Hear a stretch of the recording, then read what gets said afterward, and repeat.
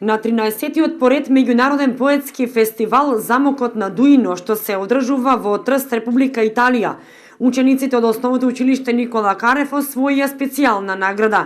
Станува збор за светска манифестација на која што учествуваат училишта и поединци од цел свет. Од Македонија награди доби само основното училиште Никола Карев од Кочани. Овој успех е за одбележување, дополнително што учениците од 31 март до 2 април ќе бидат гости на манифестацијата во дворецот на Дуино во Трст, Република Италија, кога и ќе им биде врачено признанието. Оваа година се твореше на темата Моето наследство. Секоја година значи има одредена тема и ние со учениците одредивме да твориме на песни наследствата кои што тие ги имаат добиено од своите баби или од дедовци. Така да некои пишуваа за ланчето, некои придобиеното ланче, некои пишуваа за поклонетиот прстен, некои пишуваа за добиениот часовник, но на крајот највпечатливо не остана тоа што една ученичка, тоа е Наде Ефремова, напиша за најголемото богатство кое што сите ние го добиваме како наследство, а тоа ни е земјата и слободата.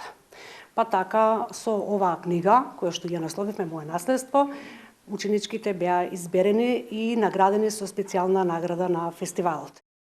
Учениците од тимот Ивона Антова, Василија Коцева, Наде Ефремова, Елена Јакимова и Драгана Насева задоволни од учеството и од специјалната награда и радосни што ќе можат да отидат по втор пат во Италија за лично да си ја подигнат наградата.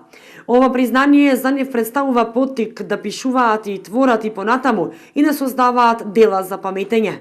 Јас и моите 4 соученички преработивме една книга од сите наши литературни творби кои беа на тема наследството. Ова ќе ни биде поттик и понатаму да продолжиме да пишуваме и да оцениме нашиот труд и заеднички да го работиме. Учениците се представија со изработка на своја поетска книга составена од песни на македонски и истите преведени на англиски јазик.